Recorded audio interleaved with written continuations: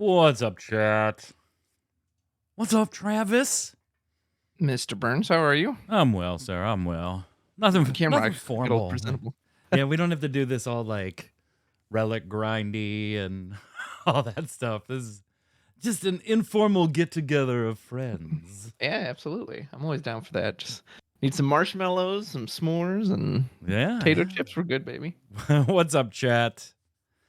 So Monday we did our live locals stream like we do on Monday nights.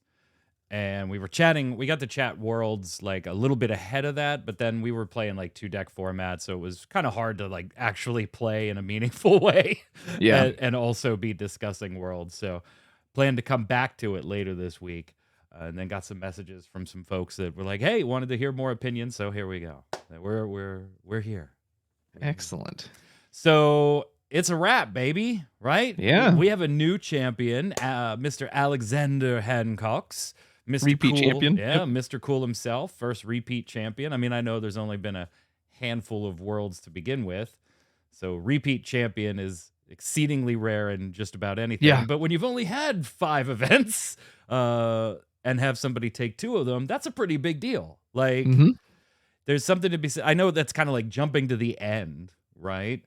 But when you look at Final Fantasy TCG, there's obviously a lot of luck here and there. It's a card game.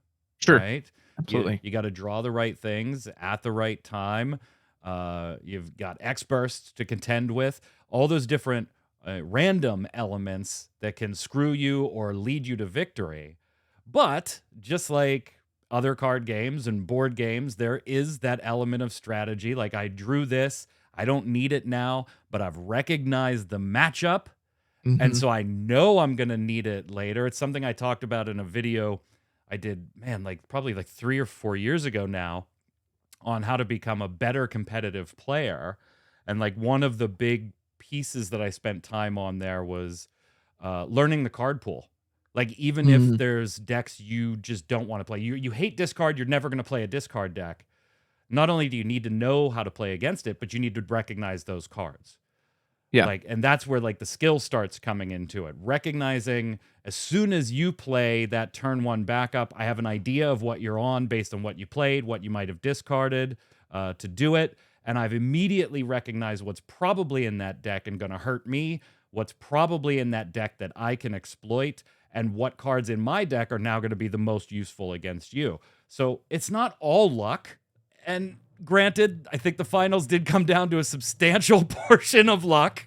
A substantial portion of luck if you watch the finals. But you can't take anything away from a 2-time champ. That is, it's not just enough to see familiar faces in Worlds or in the Nats tournaments around the world, but then to see them make it to Worlds again and then obviously take the title again. Whew, baby. Talk about just being good at something. Right? And Alex, Mr. Cool, obviously the best. Like, I can't even say one of the best. I don't think you could say one of the best right now. Like, Alex, until there's some more consistency in the finals and the way we do Worlds and stuff, and somebody else gets their name up there, I don't think he's in a group, right? There's Alex, and then some of the best. He's going to, he'll be the only player to have his name on 2 different cards, so no one else can claim that. It was pretty impressive. What'd you think of the tournament as a whole? I know you did like kind of a comedy video on it. I did. It was very funny. If you haven't seen it, check it out on Travis's YouTube channel. But seriously, taking a look at it as a competitive player, someone who loves the game, someone who has gripes with the game, your average player, what did you actually think of Worlds? I kind of had the benefit of watching essentially the replay as I was busy and occupied both times that it was on. So I just watched the replay, and luckily I avoided most of the spoilers. But that ended up being really nice because there was so much dead time between the quick matches and just like the long breaks that I was able to skip through a lot of that. So because of that, I think I was able to enjoy it a bit more. I think I probably would have been more frustrated if I was trying to watch it live. And again, there's so much dead time. And Here's something I'll say about aggro and all the aggro matches is that, while I'm not personally an aggro player, it's definitely a valid play style, and I would want to see it in all card games because you need something to be able to, outpace those faster decks. However, as a spectator, it's not enjoyable to watch at all because, again, you're thinking, oh, I want to see all Yeah. these this is really long, drawn out, back and forth match, and then it's just over in 5 minutes. And then you're sitting there like, well, now what do I do? So as a spectator, their aggro is never enjoyable to watch. At least I don't think so. Yeah, and yeah, there was an awful lot of aggro, right? We had Cat 13. We obviously Mm-hmm. had Rug Ice doing Rug Icy things. We had some Ice Lightning occasionally doing its things.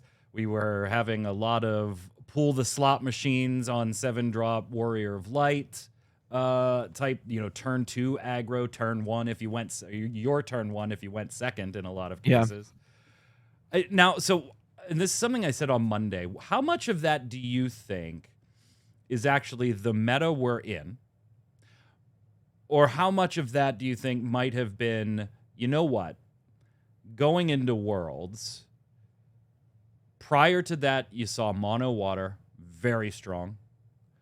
4-color greedy stuff in multiple varieties, being very strong, right? Mm-hmm. Warrior of Light decks with Iridia bent, Warrior of Light decks with a Soiree bent. Soiree, FF6, like those were the 4 or 5 decks, and maybe Wind was a little lesser on the list, but still very, very strong. It was just less represented Yeah. at competitive events because it fell susceptible to some of those other, particularly like the water matchup and things like that, or the more aggressive matchups.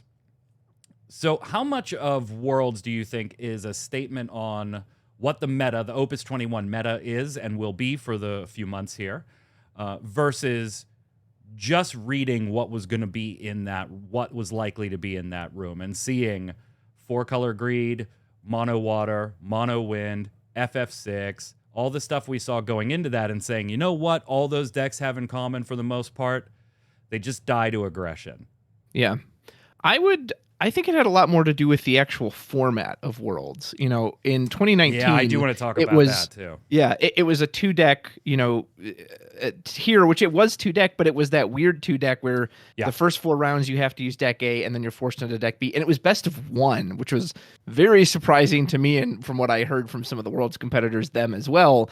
And best of ones in general tend to favor aggro a little Yeah. more because, especially as long as you see your 1 or 2 cards, it's just so much easier to just pop off and for your opponent to hold the key cards in hand, right? Because in that best of one, you don't know what your opponent's playing either. So Yeah. when you sit down, maybe you open Shantoto in your opening turn, but normally you don't want that turn 1, so you mulligan away, and then oops, I'm playing against 13. I really wish I'd kept that Shantoto. Whereas if it's best of 3, even if you get blown out in that first game, okay, I know what that was. I know they've got aggro. I know they would switch decks at that point. So I think for me, it was a lot more about the format itself, the best of one versus the meta. I tend to think the format had a lot more to do with it.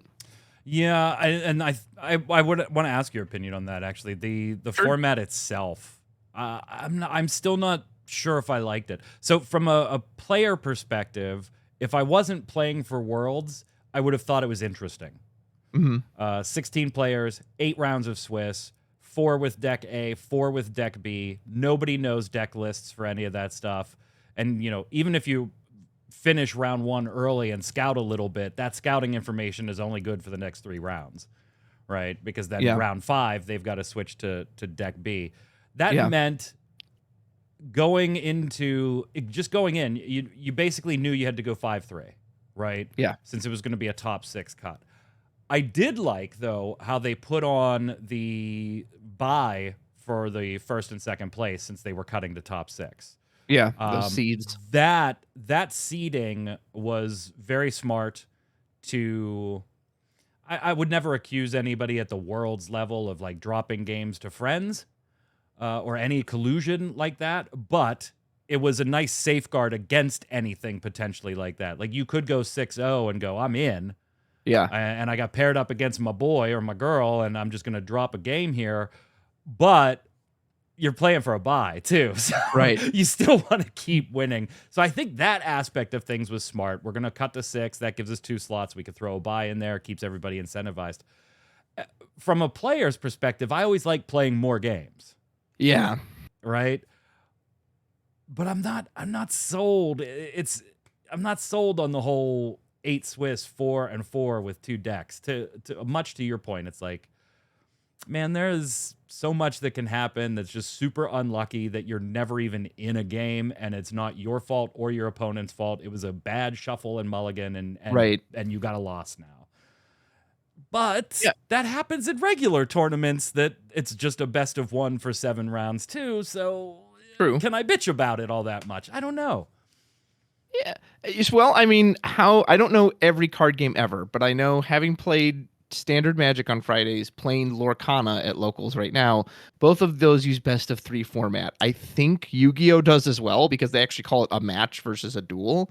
So how many other games do use best of 1 aside from Final Fantasy? I mean, I'll be honest, I don't like it at like Materia Cups and Crystal Cups, but to have it at Worlds, that just seems wrong. And when you have those aggressive games as a spectator, even if the one deck is very aggressive, if it's best of 3, usually, with a few exceptions, like Hunter and Kaka both did 2 aggressive decks, usually they'll have another mid-range or more control-y deck. So as a spectator too, you get to see more, because not only are you seeing additional decks, you just get a longer time watching it. Where, yeah, when it's the, hey, I turn 1 to Rufus, Lufinian, and then last one, then the game's over in 3 turns, and then like, oh, okay, well, that was nothing. So yeah, best of 1, just, I mean, it's a card game. There's always going to be luck involved, surely, but best of 1 really does open you up to, oops, you drew poorly. I think Matisky put that in one of his posts. Like, he was playing the Warrior of Light list and drew 2 Warrior of Light, so he couldn't cast it because the light. It's just like, okay, well, yeah, there you go. What do you do? Yeah.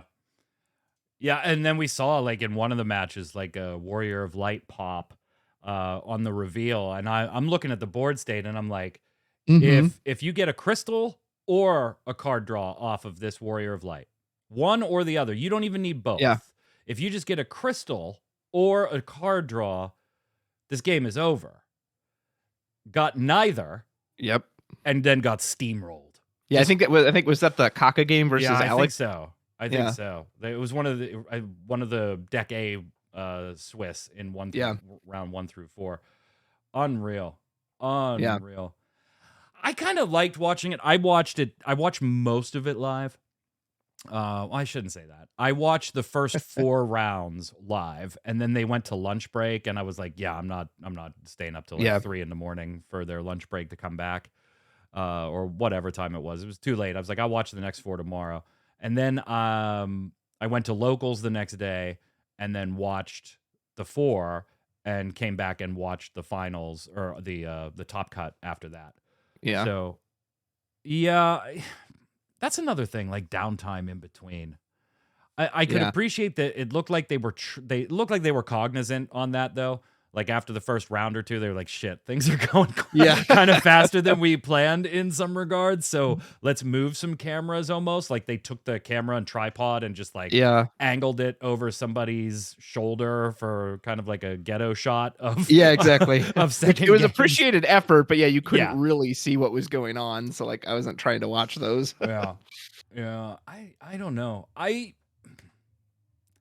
I enjoyed Worlds, but it was not my favorite Worlds, if that makes sense. Yeah, no, absolutely not. And I don't think, sadly, to your point, that it does anything for like potential new players stumbling across a tournament and checking it out for, whatever reason. It was like, oh, okay, games of this are 5 minutes long. And well, what's funny? YouTube views, it had so many views on YouTube, and I was like, it did really well. I was like, there is no way there's even this many FF players. But I think what it was is folks saw Square Enix was streaming their channel streaming. Folks are like, oh, what is this? Is it a new video game? By the way. Oh yeah, and the Japanese one. And they were like, oh no, never mind, and left. Because they posted, I saw Square Enix, their official company, hey, when you buy anything this holiday, you get a free FF pack. And which is cool. By the way. Which is cool. But everyone in the comments was saying, what about Kingdom Hearts 4? Blah, blah, like, it was all video game talk. Like, nobody cares about that. They all just want to know about the video game. So, were you surprised by how much ice was there? Not just N- not just the fact that, like Ice Lightning was there. I think we expected Ice Lightning to be yeah. there in some capacity. But it's just straight mono ice turbo-ish discard, if you want to call it that, in the now world that we live in with Reaper and Light Rug and all kinds of Yeah. Rufus shenanigans on turn one. Were you Uh, surprised that there was as much like mono ice as we saw out of 16 world level players? I was a little surprised. I expected it to be there. I didn't know it'd be there that much. Clearly, I didn't look at this Ruggaging card correctly when I first saw him. Well, and what was interesting is like we only have the top 6 there, and I checked Hunter's list. He wasn't running Griever, so folks were, or at least he Yeah. wasn't going in on like Nope. the Griever list. And we've had Rufus for a little bit now. Yep. So it's not like Rufus came out this set. So I get it, because if you can open, and there are so many games we saw on stream that he opened the Rufus and the Lufenia, and it's like, oh my goodness, have fun playing. You're literally starting your turn with 3 cards in hand, so good luck. So yeah, I was surprised to see it as prominent as it was. I was less surprised to see the Warrior of Light. I expected to see him a lot. The light one, the light legend. Oh, the light from one. You 21. expected to see him a lot? I did, well, because I've seen it on Octagon. I've played a little bit in RVA, I and I've keep seen running people into testing it on Octagon. Yeah. Yeah, it's more of that jam a thing out, and I've been complaining about this for a while. Cheaper and free, cheaper and free. That's hey, play 2 characters for free. Like that's yeah. And you know what? I loved rolling that deck back when it was Agrias, right? Yeah, and now Warrior of Light doesn't pin you to a color. Like it's, Agrias kind of dictated that you were going to go like water ice, sometimes water lightning or water ice lightning was typically the builds for the old Agrias characters of cost 3. But now Warrior of Light just totally took the color restriction off of that, and it's nutty. I mean, obviously people right away were like, oh shit, Axstar and Warrior of Light, yeah, you kind of lose value on Warrior of Light, but yeah, everything else in that deck's going to be 3. So, well, and so I think even if, like, let's say it was still the same deck A, deck B, 8 rounds, but it's now best of 3 instead of best of 1. I think then its success goes down a little, because like I was saying earlier, when you see it in game 1, okay, he's going to be trying to just discard my hand down. Now in your opening hand, you're looking for something that can counter it. I'm not saying it'll work. You still have to find it, of course, but you at least then have an idea. You're holding on to your Amats, you're holding on to your Finas, exactly. Any of those counters. It's funny that you say that you didn't think Rug was, that kind of caught you off guard how strong this card was. When we had our pre-releases around here, I went to 3 or 4 this time around. I don't remember which, at least 3. We recognized immediately this card's going to be a problem. Like this card is actually going to be a problem, and we recognized it right in pre-release. It also was weird because it's a hero that every pre-release I went to, like half of the crowd pulled one. And there were matches that really just turned into, whoever gets the Rug out first is basically unbeatable unless you happen to have removal right then. Right. And so kind of stunk to see this card in pre-release, because if you pulled it, you had an edge. You were already the 60-40 favorite before things were even shuffled.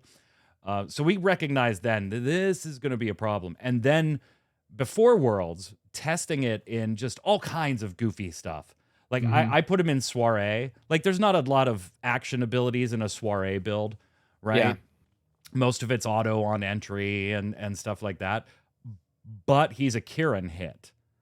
And so I never liked, like there's a local Todd who's very, very good player. He's the one that won the Seattle Materia Oregon Cup. one. The Seattle one. Seattle? Was it Oregon? Portland? Somewhere. Portland. Yes, thank you. Portland. He's very Soiree. He loves that deck, and he loves Kieran in it, and always has. And I played the Kieran build like when it first came out, when the card was first there, and then was like, I don't like Kieran. I don't like having to build more around this than I already have to with the Soiree. The Soiree is nice because they all cost 4, with the exception of Pekiota, and that's great, cool. But the other forwards that were better for the deck at the time were not cost 4, and it threw Kieran's efficiency down. Yeah. This is another 2 or 3 of 4 drop and now Kieran is in my current build. because he's just freaking nutty.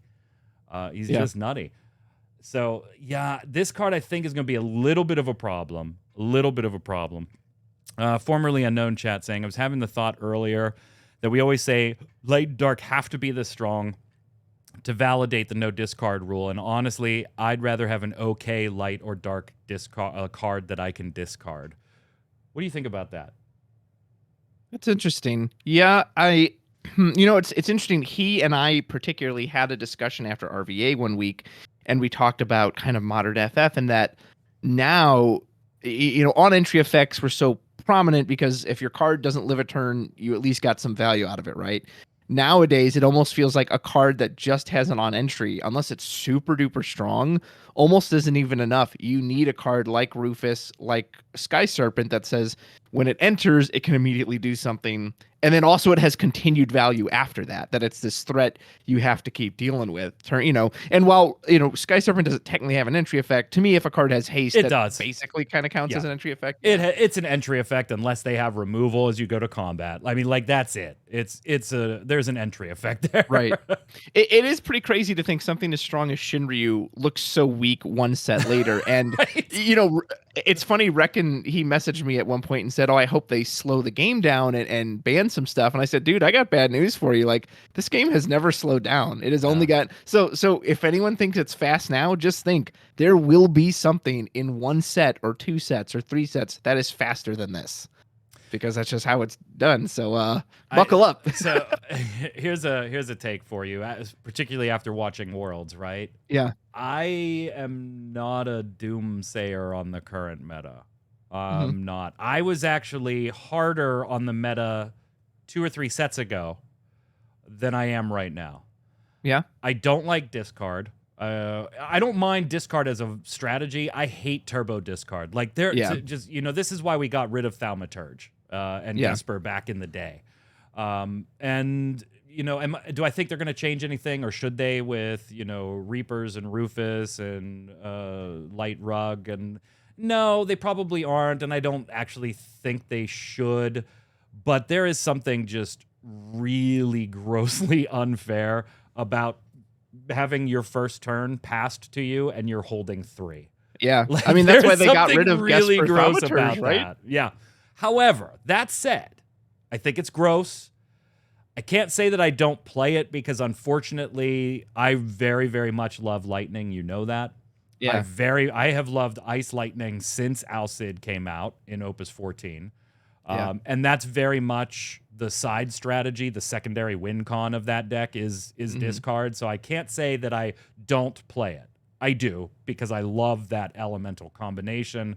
And by proxy, you're going to have Weiss, you're going to have Sephiroth, you're going to have some discards in there. But I don't play a turbo discard strategy. That said, it might be gross. I might not personally like it, but I think it has to be there at this point.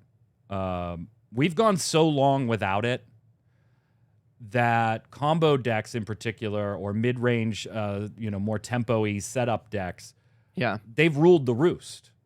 Yep. Right? And they just had, it was either play something as aggressive as you can, because if you make it to mid or late game, you can't win against these things, or have a mirror match. Yeah. And so I've been tougher on the meta 3 sets ago, 4 sets ago. I'm not a huge fan of ultra aggression. I'm not a huge fan of turbo discard type strategies. But, look at all the decks that were at the final couple of Materia Cups, right? Look at maybe the last one aside, right? That was very FF6 dominated because it was a brand new set and there wasn't a lot of knowledge about what was going to be good versus not good. So it tended to be. But look at the Materia Cups before that, and you did see just like that trending of the same 4 decks over and over. Mm-hmm. And I think this forces you to play a little bit differently. I have been continuing to play with 4-color good stuff. I enjoy that deck. But I've had to make changes to it based on things are going to get a little more aggressive, a little faster, a little more discardy, and I still am able to play it. Now, if those things came along and knocked all the meta decks off and we had 3 meta decks, they all left, and now it's these 3, I wouldn't be as big a fan of it. But I think the Mhm. meta's in a nice place. Maybe not the healthiest of places, because this ultra aggression and turbo discard are a little more in their infancy Yeah. since we haven't had them for so long. But I'm kind of a fan of the diversity it offers, at least, if that makes Gotcha. sense. Yeah, I understand that. Formerly has been playing a lot of Digimon, and I think I've created the opinion every card bursts. Is that a Digimon problem formerly? You'll have to follow up on that. Reckon in chat says you just need to adjust your game plans for decks. Yeah, I think you do. I think you do. And I think To a degree, Worlds... I don't know. I've heard that though since I've started playing the game, and that's one of those okay, easier said than done. Oh, You no have doubt. to draw Yeah. it, and then like, I remember one game against Final Fantasy 13. I specifically put stuff in my 6 deck. It was before I was doing like the full lock title 6. I put in Bahamut's. I put in cards to counter 13, Right. and guess what? They all got hit into damage, or I didn't draw them. It's like, okay, now what do you say? I built the deck literally to fight that deck and still got blasted in 3 turns. So like, I'm not saying what you're saying is wrong. I always kind of bugs me when people just say that, like, just Well, build decks. like I said, it may be. I even preface my thing with like, this may be more of a hot take, right? Not Yeah. the hottest of takes, but I have seen the discussion of this is not a healthy meta, and using Worlds as the example, that this is not going to be a fun or healthy meta. And if you needed an example, just watch it Worlds. I don't know if I ascribe to that philosophy yet. I might get there a month from now after playing more and more and more, and I'm just sick of getting my teeth kicked in by by a turn 1 discard 3. So ask me again in a month if I still feel the same way. But yeah, I'm okay with it initially, although it Yeah. did not make for the most entertaining of No, worlds. not at all. There It's a wasn't lot of non-games for sure. Yeah, there was not a lot of chance to see like, oh man, I can't believe A, they had that, B, they had the CP to do it, C, that they saw that coming, that they saved it for, they've been holding it in their hands for 6 turns. It was just kind of like, I'm gonna play this. Do you have the answer right now? Yeah. Cool, I guess I win. Yep. There was a match between Alex and Kaka that, again, I thought that too. If Alex didn't have Amaterasu in hand to stop his Warrior of Light, how different would that match have been? Kaka might have just won off of that, but he happened to have the Amaterasu in hand to say no to it. Yeah, Jeremy, that's probably the best way to put it, and I think what I was trying to get across and failed halfway. I think the meta is very diverse, and I do like that, but I would agree with you that the second side of that is there are more combinations that are just rock, paper, scissors. Oh, you have rock? Cool. Let's not even play. Yeah. There's no point. I'm gonna go smoke. Exactly. Well, so on that point, because you mentioned discard, you mentioned turbo discard, and I've had a video on discard.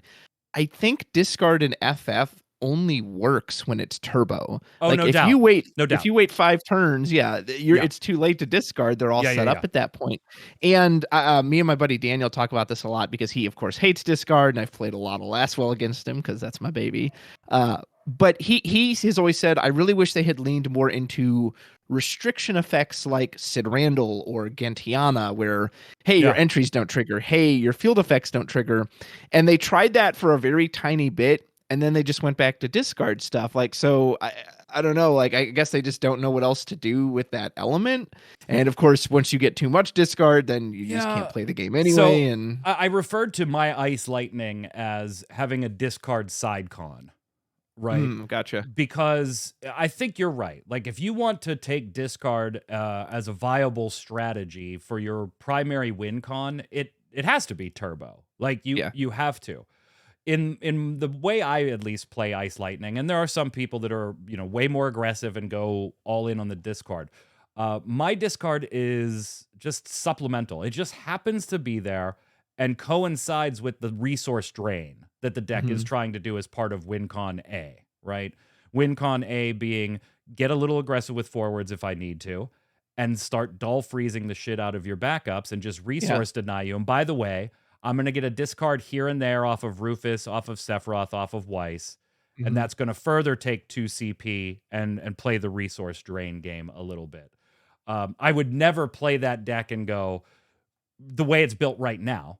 I would never play it and go, all right, the name of the game here is to discard cards from your hand and swing in for damage. The deck's not Yeah. built for that.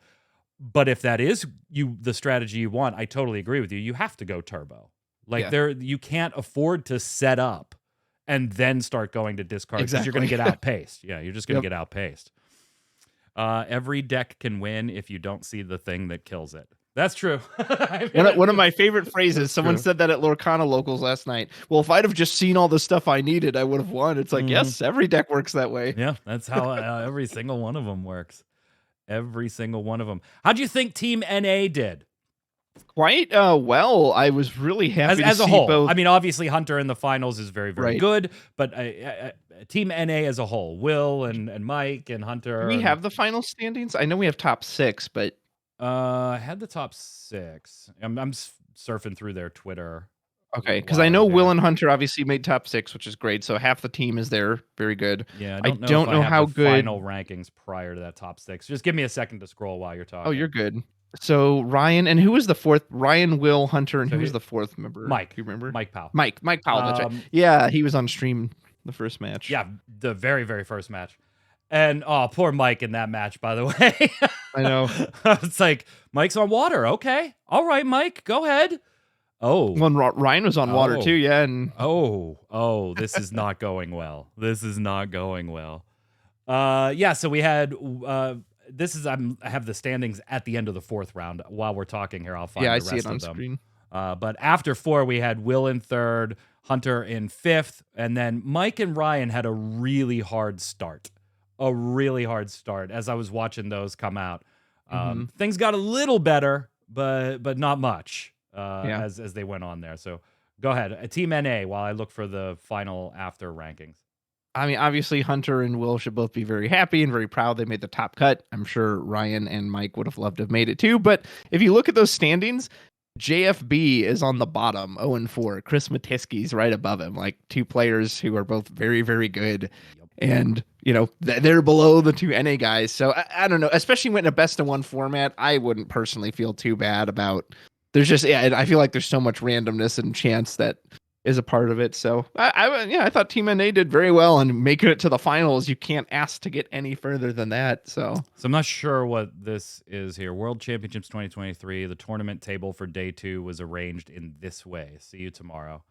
Looks like that's the final standings, because I know Chris ended at 10, so that looks correct. Yeah, and 24 divided by 3 would be 8. So yeah, Josh JFB in 14th. Yeah. Okay. So yeah, I mean Matiski in 10th, and so the top cut was Haragai, Nozawa, Hancock's, Coghill, Nance, and Yamada. By the way, Alex had to win an extra match. Remember? He did. Like he had to win an entire extra match to make it to the finals there against Hunter. Yeah. Well, and speaking of something we kind of touched on the presentation earlier, I would love for not only Worlds, but Crystal Cups, Materia Cups, whatever they are, if they could find a way to try to get different people on stream, I'd be so grateful for that. I know Top Cuts, whatever, because, the same people are going to keep winning, get to the finals.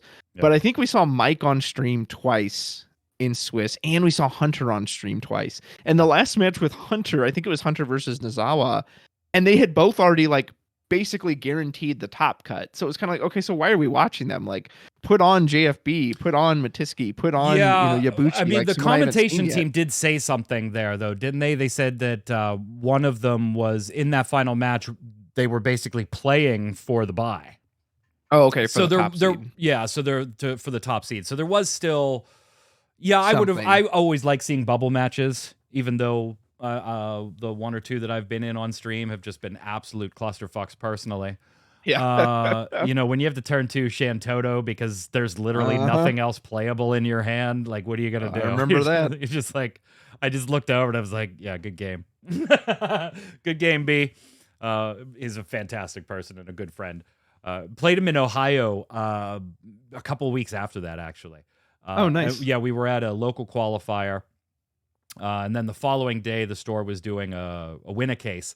and B was there, and I said, "Hey, when are we gonna get to play an actual game, like where I get at least a normal Right. draw?" And he was like, "I know, right? That was so unfortunate." And I said, "Yeah, you deserved it. Congratulations." He's a good dude. I love B. And Right then we there. drew each Okay. other. We drew each Oh, other, really? and I walloped him. Like it was an Ice Lightning mirror match. And I teched in the Dark Emperor because I figured I was going to see a lot of Ice Lightning that Yeah. weekend at the qualifier and at the winner case. And so I was like, you know what? Thou just fine, shut off your Unalesca and let me use mine. Like that's Yeah. basically what it turned into. And I won. So then I was like, okay, now we need a rubber match. And he was like, I'll see you in the top cut. And I was like, I hope so. Sure enough, it was B and I in the top cut for the winner case. However, all the top four, we just split prizing, so we didn't play. Oh, I So B and gotcha. I still have a rubber match to play. Very nice. Go ahead. Very You were going to nice. say something. Yeah, what was I gonna say?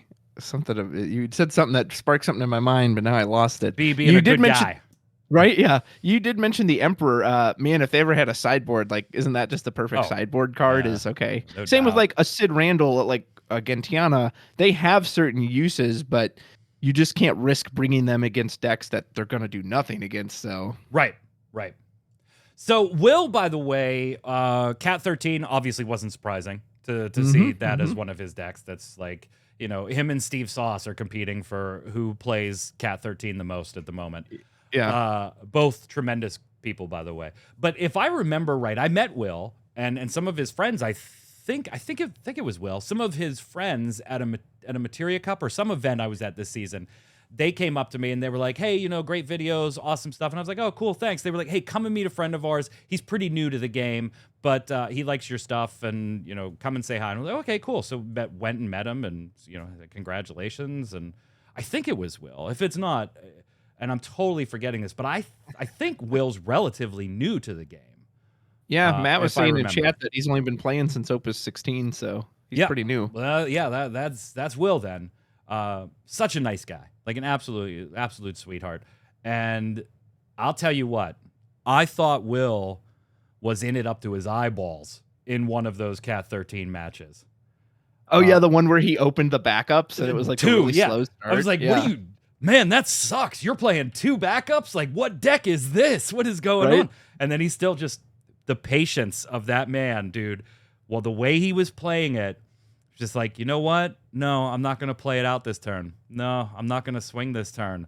And I was like, that is some patience. I hope this pays off for him. And it did. Like, it Well, did.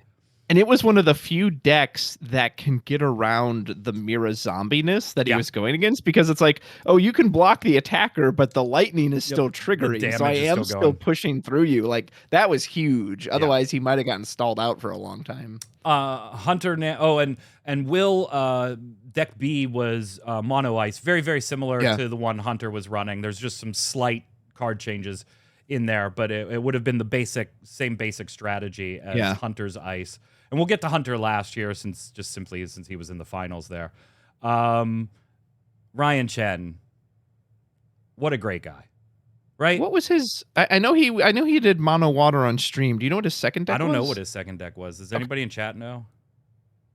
Yeah, I'm not sure. I know I saw the mono water on stream, but I never knew what he did after that. Ryan I wonder if Chen's he was still on his like Earth absolute sweetheart. Lightning. Yeah, he is Absolute very sweetheart.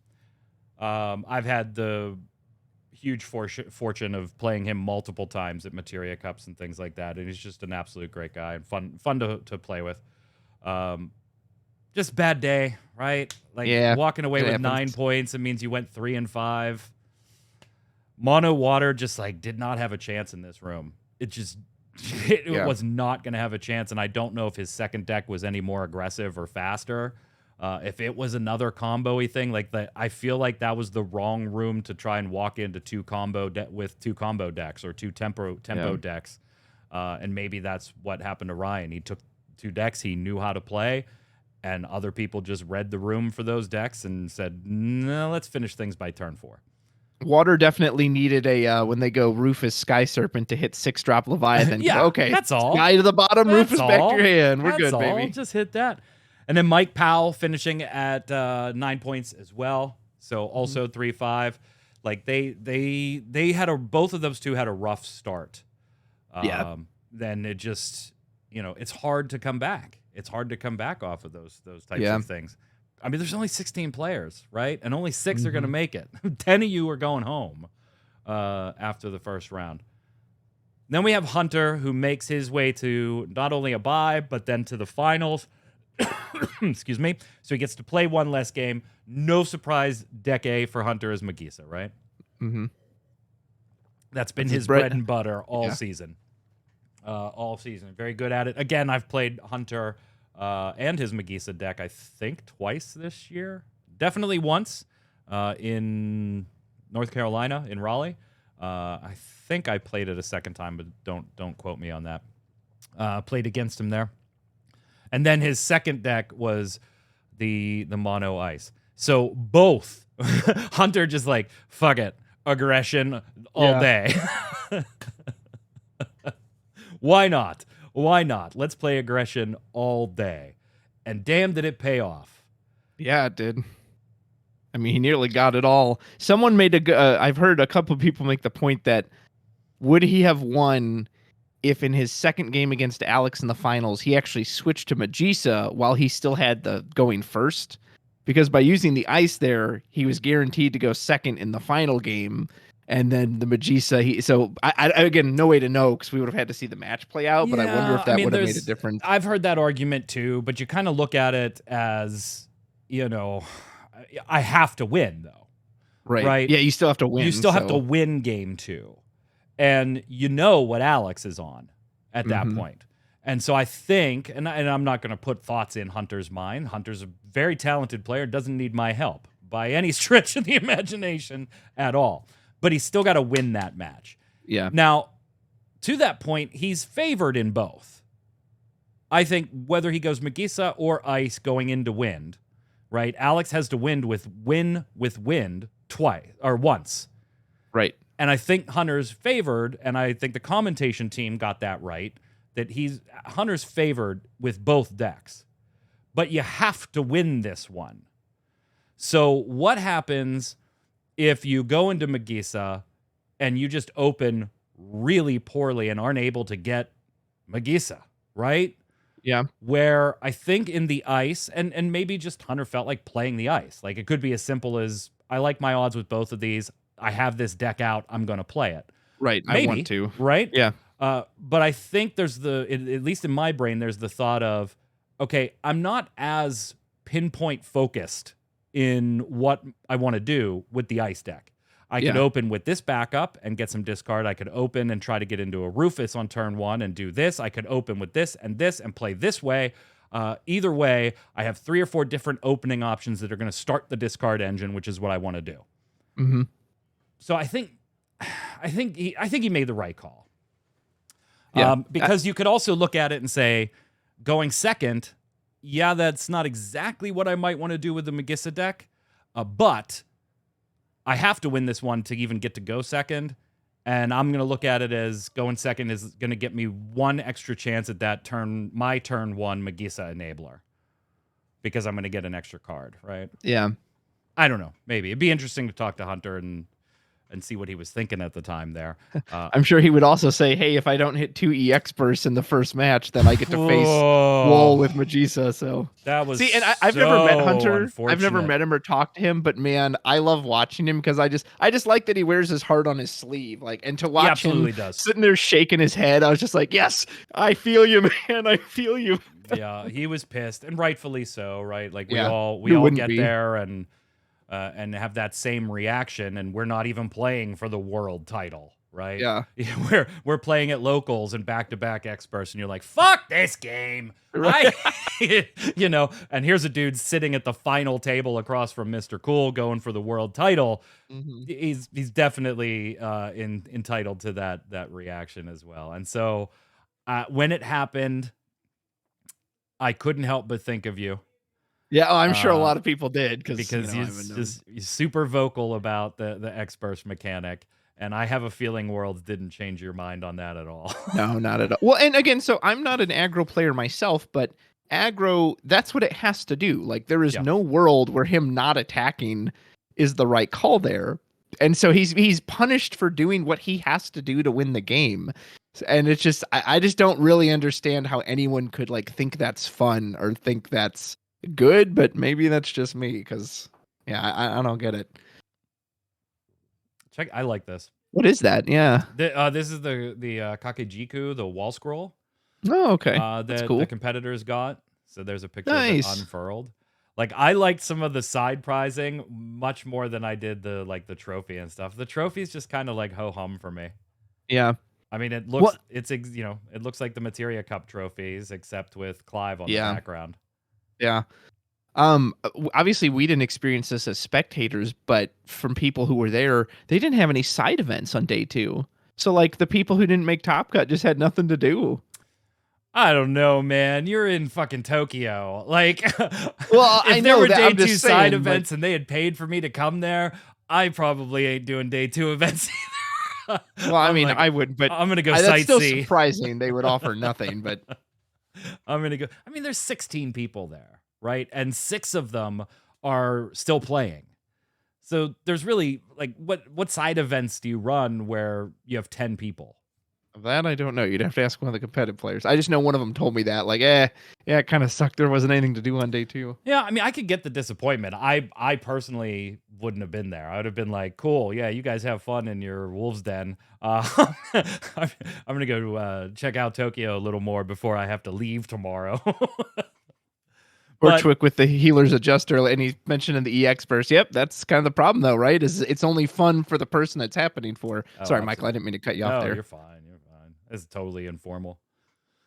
So here's the top 6 deck lists. That's all we have, at least on FF decks right now, is the top 6.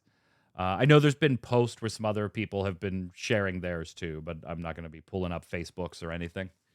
Alex Hancock's on Wind and 7-drop Warrior of Light. I know Mr. Cool has a write-up coming on the Warrior of Light, the 7-drop Warrior of Light deck itself.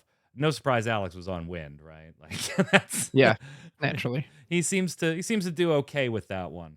With It's. that. I mean, consider this: it lost its best card in Althea, and it still won. That says Well, something. I mean, Zidaning yourself into an Amat will I certainly know. kind It of would help there. utterance. Dude, Alex, if you hear this, please do not pick that Zidane for your card because then they'll probably never ban it because they don't want to ban a card with someone's name on it. Not that they're going to ban it anyway, even though they Right. should, but please don't pick that card. Do you like the Warrior of Light deck? Like, No, is that kind of your play style? Do you like that? no, not at all. It's. I don't like Unga Bunga. I don't like what I call And I non-games. should say the 7-drop Warrior of Light. Yeah, I knew what Just you to were be clear, talking not about. the 4-color one. You know, Final Fantasy 13 is a non-game because it's either I have the thing to stop you or I don't, and then you just run me over in 3 turns. Warrior of Light is I faced this in RVA last week. It's Unga Bunga. Here's a bunch of stuff. Can you deal with it in 2-3 turns? Okay, you lose. Like that's not enjoyable. I couldn't imagine flying across the ocean to go there to sit down to be out in 5 minutes. Be like, all right, well, I guess that was fun for you. So no, I am not a fan of that style. Hunter on Ice Magisa. Will on 13 and Ice, which we already talked about. Here's Yamada's deck. Ice Water. Ooh, was he doing the Rosa and the Sage stuff with the Uh-huh. Griever? Yeah, Yeah. yeah. So we got Sky Serpent, Ultimecia, and Griever. I don't think I saw this one on stream. No. Like Ooh, he's got I've seen, Celestia in there too. I yeah, like that. I've seen some people playing this. And Sarah Mobius? Holy, I wish I could have seen this. I would have loved it. I mean, he went 4-0 with it. We know that. Because he was undefeated. Yeah. Yeah, Oh Rosa man, I wish I could Yashola. have seen this. So Torchwick, my middle son, who also plays Final Fantasy when he's not at college, I was talking to him when he was back for Thanksgiving, and I said, "Hey, you know, he didn't get to go to any pre-releases, and he's gone to every single one since he and I started. He's the reason I play, because we were bored and looking for a game to go buy and play. And he was like, Daddy, you got all those collectors, you got the Final Fantasy cards from the first 5 opuses in the Mhm. basement because I just collected and one of every regular, one of every foil, put them in a binder, and that was it. I didn't buy anymore. He was like, hey, you got all those extra cards. Let's see if we could build some decks and learn how to play. We've been hooked ever since. I said, hey, have you played with Sage at all or messed around with it? He's like, no. So I showed him Sage, and he was like, so it does Rosa's thing. And I said, yeah, it does Rosa's thing. And he said, but it's multiplayable. And I said, yeah. Yeah. And he was like, oh shit. Immediately started building lightning water Ravana. Oh no. Oh yeah, that's a good combo. He I didn't was think like, about that. get a Rosa and a Sage out, or just one of, or a couple Sages, and just now you don't The even have to. 14 card too, if that And it's a matters. Yeah. 14 card, and as you put it in a little bit of that lightning water Scions package that already Yeah. exists, right? Grahatia, Alpha No, the standard unit backups to buff Grahatia, and I was like, that's actually not bad. that's kind of spooky that now that dude doesn't even have to kill anything. I love that 7 sets later, people are still trying to make Ravana work. Yeah. Well, he's been playing with Ravana since it came out. You're always glad to have your he's in chat to have your nonsense spread.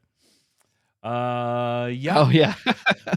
So deck B was ice water. Deck A, fire, ice, water, warrior of light stuff. A little with the Axstar, things like that. So no surprises there. And then monsters, which this is one of my favorite decks. I was so happy to see this. Mine's built a little differently, but this is also one of those decks that most of them are going to look very similar. Yeah. There's only about a 5-card swing in this one. I love monster decks. Love them, love them, love them. Creon and I, absolutely, a local friend of mine, absolutely love monster decks. Very nice to see this one at Worlds. My favorite monster deck, by the way, ever was an ice water one, like many opuses ago. Oh yeah. It's always been Earth something since then, but I was very happy to see this with the Mira loops and the zombie loops and the Luminous Puma. I was very happy to see it there. And it is strong, man. It is very strong. Yeah, part of the reason I expected to see more of these but luckily aggressive ice deals with it pretty well. Yeah. It's hard to get set up. If you could dull freeze a character, they can't just perma block with the zombie. Because especially after what Matisky showed at the Australian Nationals, like it just looked unbeatable. Because like, what do you even do about all these things on the board that you can't target? So yep. Second deck was 4-color, 4-element Warrior of Light. So literally, they played two of my favorite current decks, so that I could see myself walking into Worlds with very similar decks. I have kind of gotten away from the Rydia play in this deck for now. I'm sure it'll come back at some point, but right now I just feel like Rydia doesn't quite do what I want her to do here. As much as she did 2 opuses ago. I topped in a Canada qualifier with a Rydia build, and then Opus 20 came out, and I was like, yeah, Rydia, you got to go for a little while. And she hasn't made it back in yet. But this could very easily have been like what I would have run. Harigai's decks, the monster deck and the 4-element. yeah, not to say that I would have been 5th in the world, but... you would have made 4th. Yeah, probably. But Ice Lightning would have been there as a thought for me too. And that's what Nozawa had, Ice Lightning.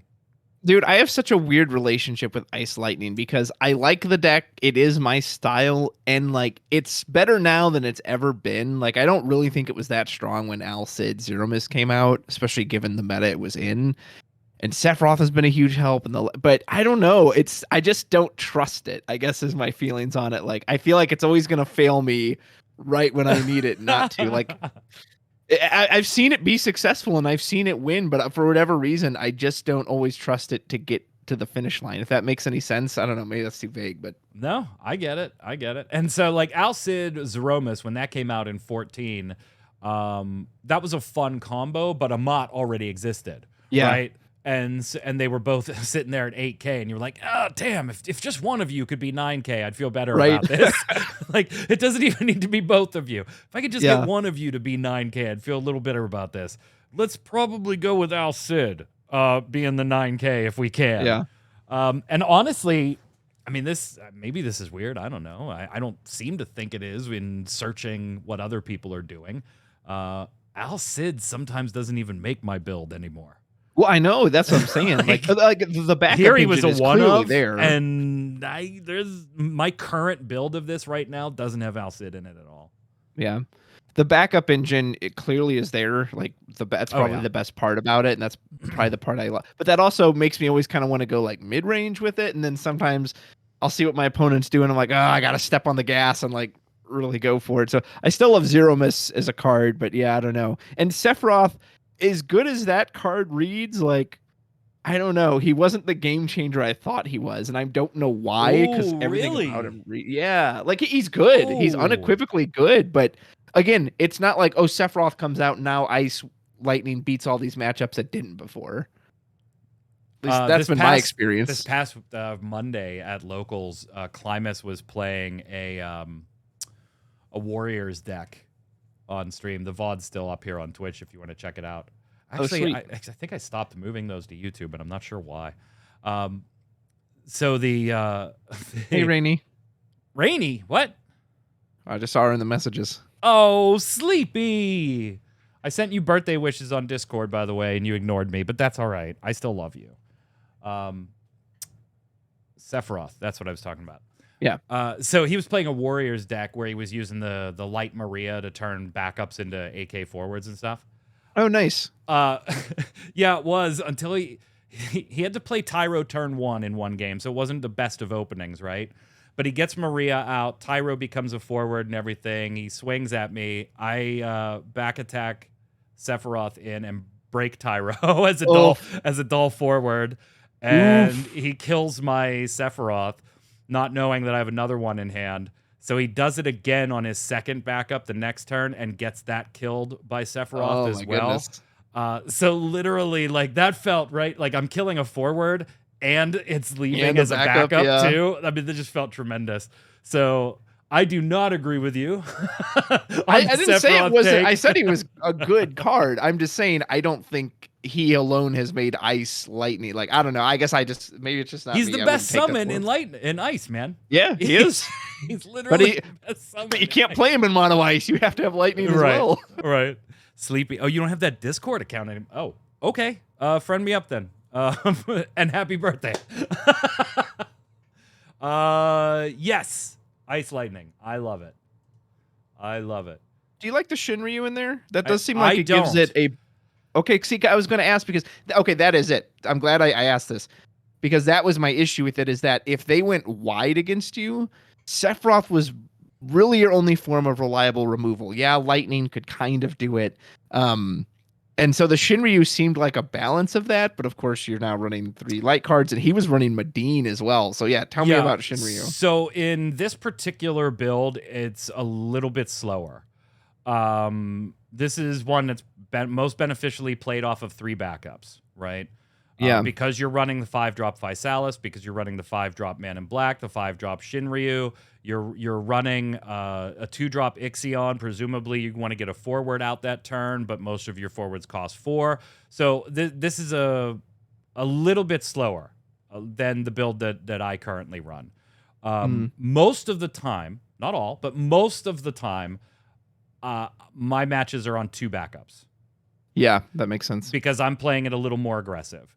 Get an ice one, search the lightning one, vice versa. Whatever the hell I got to do, get one of each, go. And so mine, the Shinryu, would be a little too slow if I just chucked it in there right now. I would get caught in awkward payments, having to ditch 2 to play Shinryu. And in my mindset here, and this is probably why I'm not at Worlds, and they are, in my mindset, if I'm playing my Ice Lightning deck and I need Shinryu, I already lost. Yeah, Like, that's I fair. already lost.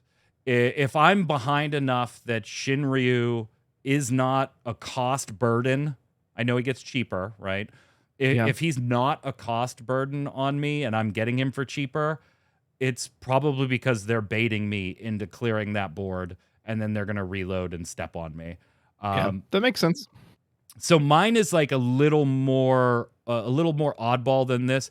I don't play, like, I run the girl who forgot her name, and I run the Snow and the Squall. The Snow, yeah. From this set.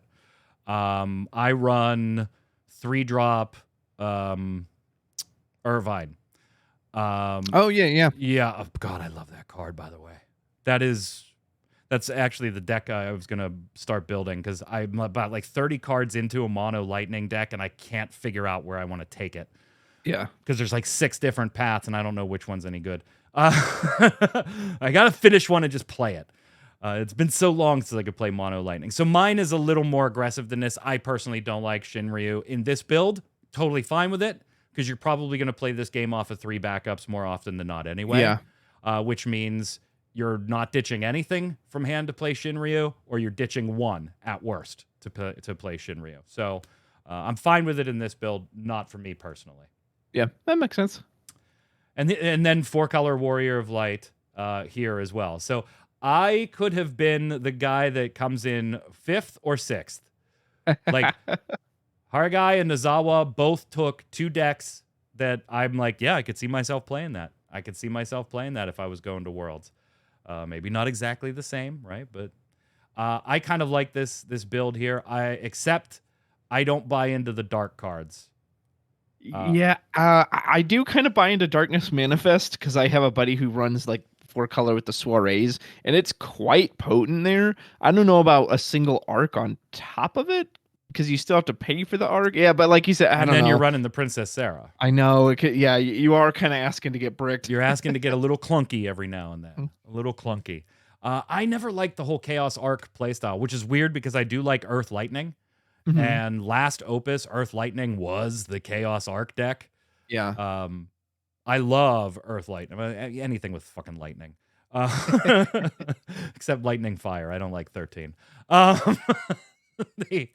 But Darkness Manifest, I do like. That specific card. Yeah. Would I put it in this deck if I were doing it? Probably not. This deck, I think, has a tendency to be clunky anyway. Yeah, I don't need to make it more clunky with 1 Arc and 1 Darkness Manifest in it. I mean, there are times that you are going to turn 1 Tyro in this deck. Yeah, that's true.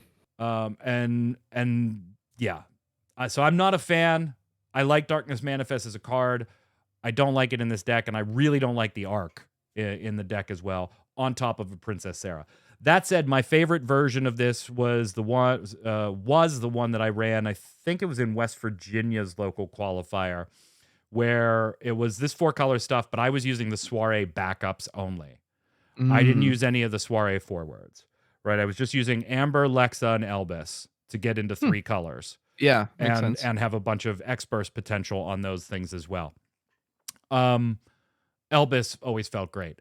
The problem is that gets a little clunky, right? Because I got to get either Thornton at the time, Tyro at the time. I got to get one of those 2 5-drops out to finish my colors. Yeah.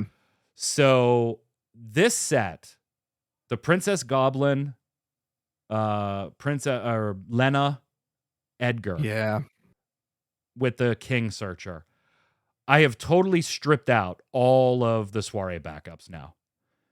And Thornton's gone, Amber's gone, Elvis gone, Lexa gone, and it is Princess Goblin. What the fuck is his name? Claris, right? Claris, the King yeah. Searcher, the Earth King Searcher, the Edgar and the Lena, and now Princess Sarah literally just becomes. What color do I need? If you have fire, earth, wind, water, yeah, or if Lena's your water, then I guess you'd make her probably wind or fire. Yeah, I mean, literally, there are times that I'll never see Princess Sarah, and I don't care. And having the flexibility to go get Warrior of Light or Princess Sarah off of Princess Goblin is just disgusting. Yeah. More often than not, I can be at all 4 colors on my second turn. Yeah, the ramp up is huge. It's just disgusting. Oh, and by the way, some of them still X-Burst. Yeah. Lena draws you a card. Claris goes and gets a king. Oh, and by the way, here's an Edgar, and I'm just gonna play the fucking Lena for free. Oh, I already have Lena out. Okay, cool. Here's an Edgar and a Zidane. Let me see your hand. So gross. Elena was one of those ones I remember when I was reviewing it with Jared, where I was just like, we were both just like, I can't believe there's like no restrictions on this. It's got 2 great jobs. It's a 2 cost. It bursts for some reason. It punishes them for bursting. And the only restriction on the special is 3 cost and dull. But you can do it Yep. on their turn. Like, huh? Yep. Yep. Some cards just get all the love. Yeah. So I'm having a lot Oh, of fun with it still. speaking of those chains, I would say something I would, not that they care what my opinion is, but something I would love to see for the game going forward. I like, as my buddy would say, I like cards that encourage you to play backups. So I like these backup chains. I just wish they would give it to everything. Like Ice Yeah. is still craving a backup chain. Class 0 cadets, give them a backup chain. So like, you can do the 3 colors, but then just give me something that goes into it. And so I like Cadets is seeing these funny, backup man. chains. Like every time Cadets does something, or every time Cadets gets something, like we have a local guy who's been on Cadets since he joined the crew many, many opuses ago. Man of good taste. Yeah, and that was his deck when he started and was learning how to play, and it is the first deck that he modifies any opus where there are cards that might go into. It's still one of those decks to this day that can steal a game. Yeah. Right? Just out of nowhere, you're dead. And you didn't see it coming. But every single set that comes out, Cadet fans, including him, are like, maybe it's this set. No, it's not. It's not. Like, it's just like, how can a deck be like so close for so long? Like, you're almost something, and you're just gonna stay almost something for a while. So ridiculous. By the way, I don't even run a Shantoto in this deck anymore. Really? How come? I don't run a board clear in it at all. Wow, that's very bold. What prompted that? So because the moves, at least in the way I'm playing it right now, because the moves are so fast, and I think you can see this on stream yesterday. I was I playing this yesterday? Yeah, I think I played Ice Lightning and 4-color Warrior of Light. I don't care about a board that has 3 forwards to none. Unless you do it to me on turn 1. Like, if you category 13 me, that's still a coin toss, right? On whether I can get out of that or not. Yeah. Less of a coin toss because I've stripped board clears out of the deck. I don't run Hecatoncheir, I don't run Shantoto. Like, I don't run any of it. There just wasn't room. The consistency of the deck has gone up to the point that even if somebody has 3 forwards and I'm staring down 3 forwards, 1, the X-Burst count is high, so I don't mind taking early damage. Yeah. And 2, I don't have any problem removing things. And I think if you go on to last, and of course, like, this is matchup dependent. This isn't global. But if you go watch yesterday's stream, I think there was a game where I was down 3 or 4 forwards to an empty board. And the next turn, it was 4 forwards to 3, and they were the right ones because I had banked and saved up and just started plucking their forwards off. Yeah. It's one of those, like, I think, like, the reason I don't run Shinryu and Ice Lightning, right? Yeah. Because I want to be a little more aggressive with it. If I am in a point where I need a board clear, I probably already lost even if I had the board clear. Right. So why run the board clear? Yeah. Well, and Shantoto, I will say, might make it back in the deck, though, because Cat 13 is an awful matchup for me now. But I'm not going to put Hecaton back in the deck. Shantoto will either go in as a 1 or a 2 of, and I'll just call it a day there. Yeah. Speaking of board clears, that's, with all the aggro running around, it's interesting they will not move off of that design principle that the board clears are all still quite pricey. Look at the new Neo X Death. Like, the new Neo X Death is way expensive. And he requires your own backups. Like, so even Sasano required a backup. So they clearly do not want to make the board clears cheaper, but as the forwards get cheaper, they may have to cave on that at some point because it's like some of the removal can't really keep up with a lot of the threats at this point. Yeah. So at the end of Worlds, they gave us another preview of the anniversary set coming up and some of the art of the cards. We had already seen that stuff, but it's always nice to see it again and advertised on the World stream. We've got a couple of spoilers as well for Opus 22, way in advance. The one thing I did want to ask you about, though, was the limit break mechanic. Yeah, ask So we away. know that that's a new mechanic coming up. We don't know a ton about it, but at the World stream, they did reveal that we already knew it was a card or cards outside your deck. Right. But at the Worlds, they said it is a card outside the deck. It's up to 8 cards outside of your deck. Yeah. And that they interact with the game in a different way. So presumably, something like, if you have X, Y, and Z on the field, then this limit break card becomes playable in some way or fashion. Something like Right. that. How do you feel about this type of mechanic? Because there have been other card games that have had this kind of, I don't want to say it's not a sideboard. It's not that. It's a Yeah. side deck. And honestly, I've seen games where this absolutely ruins it, or that this mechanic goes away really quickly. Yeah. Like, I've Which is never fair. really seen it stick around unless it's part of the original core design of the game. Yeah. Yeah, especially obviously this is just speculation because we don't really know how it's going to Right. work. I'm going to predict, my guess is it's going to be when Cloud enters the field, you may use Cloud's limit break. Cloud limit break, choose a forward, deal at 10,000 damage, which to me isn't very exciting because that's like, okay, it's basically just an enter the field effect, and now you have to have an extra card on top of that. Yeah. I hope I'm wrong. I hope it's a lot more interesting than that.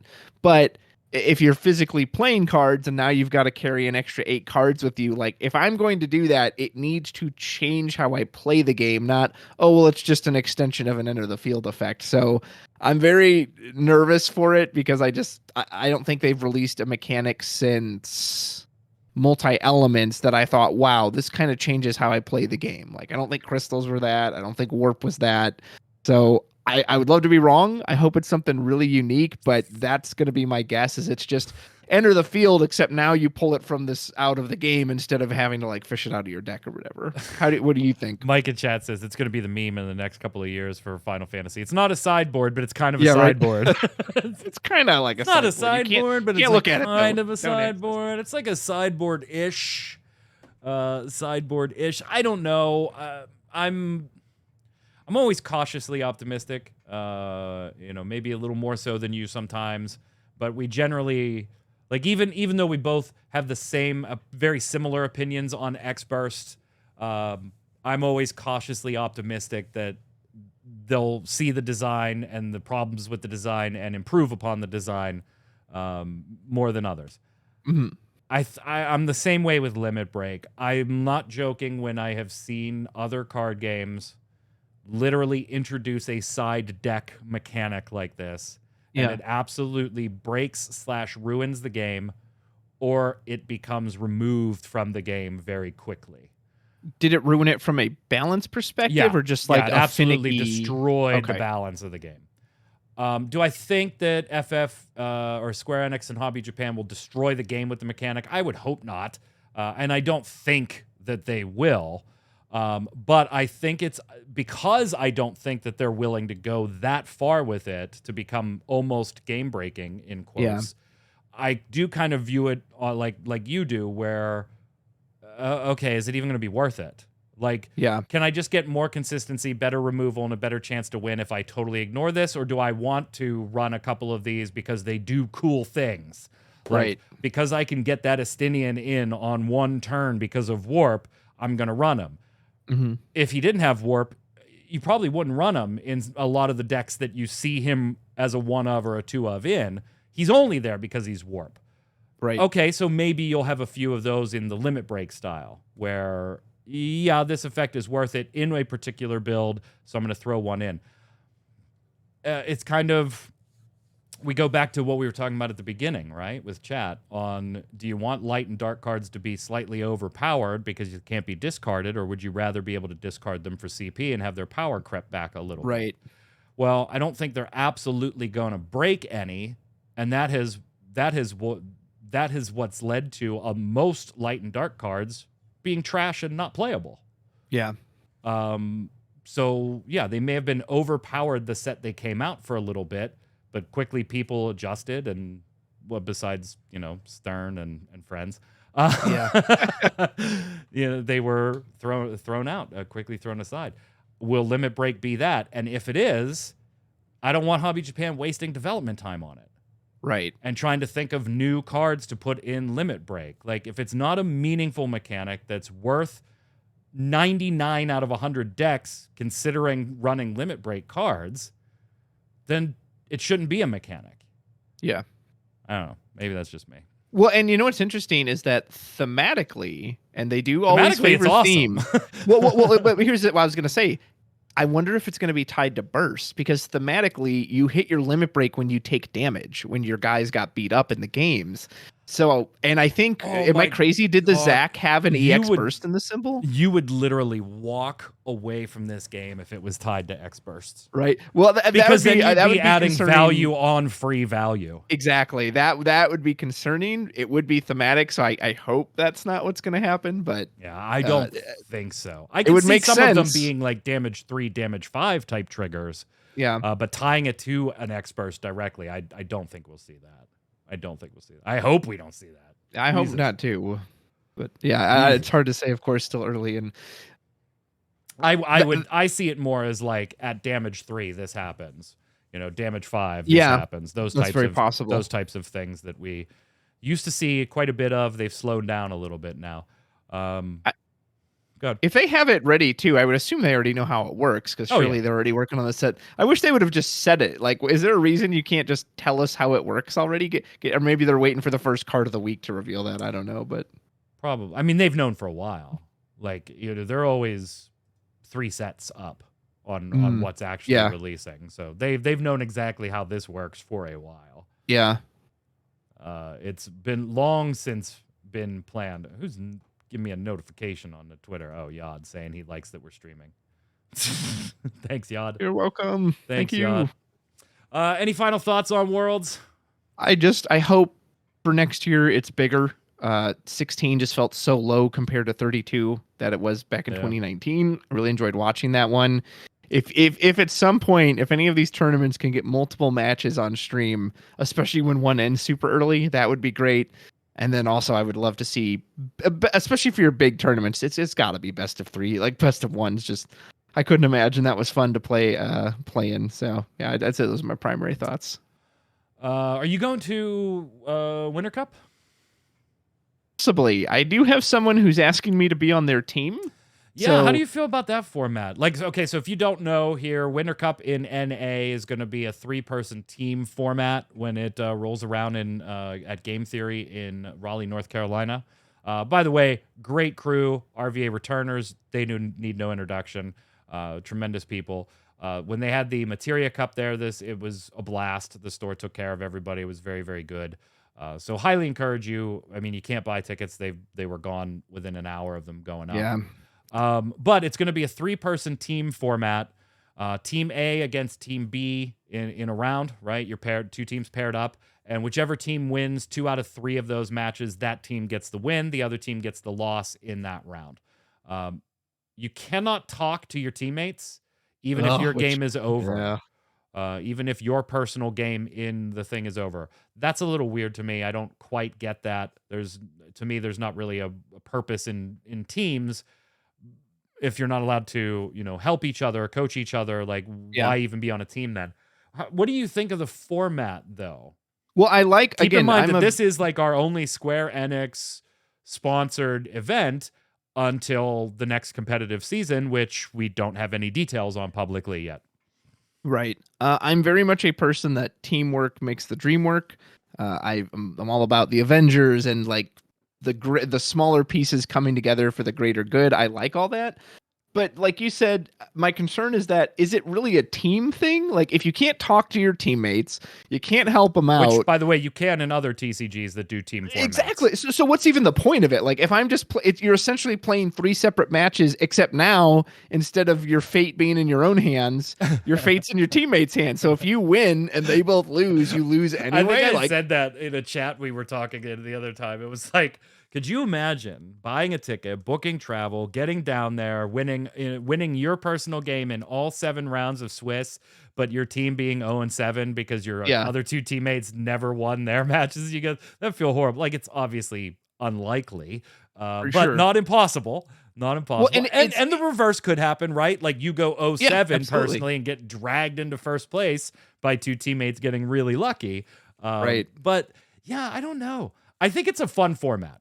Well, so here's where the misstep with it too is that it already exists in this game. It's called boss battle. In part of the reason boss battle is fun Uh, is you can work with your teammates. You literally all play together. Like, yeah, is that a little harder to do and crazier? But yeah, I'd but rather it's see three something on like that. one in boss Yeah, but you're battle. still a team. Again, Yeah. if we're playing 3 individual matches and we can't even talk to each other, how is that a team format? Yeah. Like, what is really even the point of having a quote unquote team at that point? I love the idea. I just the execution doesn't sound very appealing.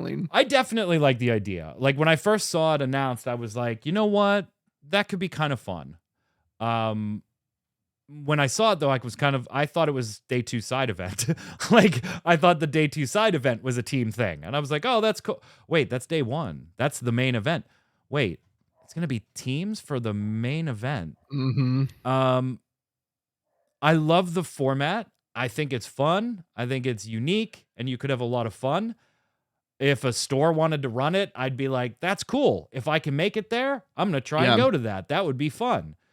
My only beef with it was as the only like Square Enix assisted Yeah. event um before the next season starts up. That's kind of weird because your own software doesn't even support this format. I know. Like this seems a little weird that I think I would have rather seen Title because I think and Title honestly, is I goofy don't and know. fun. Do you know was like the store just given was Game Theory given like free reign? Hey, make it whatever the hell you want, and Square Enix just said like here's the pricing, or I don't was know. this like Square Enix's directive? I don't know. Yeah, that I'm not sure of. I couldn't And said say. hey, make a team event. Um, I would understand a little more if the store just had like free reign and they were just trying to do something different, right? Yeah. And exciting. Then I totally get it, and I just give them huge thumbs up. Have fun. Might not be my personal event that I'm willing to travel that far to, but Right. I hope it goes off great. If it was Square Enix kind of forcing the format on the store for a format their own software doesn't support, That's very that's weird. bizarre. That's Yeah. bizarre. So I'm gonna hope that it was just game theory trying to say, you know what, let's do something a little bit different. In which case, cool. I hope it's a wonderful event. I'll definitely be watching. Unfortunately, I can't be there. It's my wedding anniversary that weekend, Aw. so there's no way I'm getting out to play a team format Yeah. Final Fantasy TCG. Just let me talk to my teammates. Like if I finish my match early, Yeah, my teammate should that's be able to show me that's his hand and be like, "Should I play this one or this one?" And I'd be like, "I'd go with the second one." You know, I should be able to say that to him. yeah. Yeah, I forget what game I played a team format in where it was you couldn't like if I was still playing, you could not lean over and ask me about something Right. while I was Sure. still playing. Which is fair. Right, because you don't want, there's card movement and hands and just opens up a lot of opportunities for some shady stuff. But if I was done, I was totally able to stand behind my two teammates and just be like, tap me if you need me, Yeah. type stuff. But yeah, you're not allowed to talk to them here. No talking. No talking. No talking. That's it, sir. I got nothing else. Chat, Excellent. any questions, any thoughts? How'd you Maybe like they're Worlds? powerful. Oh, he was asking about limit breaks. That's what they're called. Maybe they're powerful abilities that inflict a permanent debuff after use, like put a field effect in play. I've been asking for that for a while. It's kind of weird they don't have any status effects. Poison, Berserk, Silence. Like the FF games are kind of known for that. So I'm surprised they Yeah, haven't I tried to think do they're a anything little like that. gun shy because of kind of how much equipment hurt chapters. Mm, I do hear a lot of people say like equipment killed chapters. I don't yeah. think that's by itself the problem. Chapters was getting very out of control before equipment. Equipment just Yeah. didn't help. Just got even more out of control. So I think maybe they're just a little gun shy about introducing things sometimes. All right, chat's got nothing. Travis, I'm gonna let you go. Just thanks for hanging and Awesome. chatting FFTCG with me. Yeah, absolutely. Chat, Thanks hope for you having me on, enjoyed man. this. Make sure you're liking, subscribing, following, all that good stuff. And we'll talk to you later. Absolutely. Have a good one.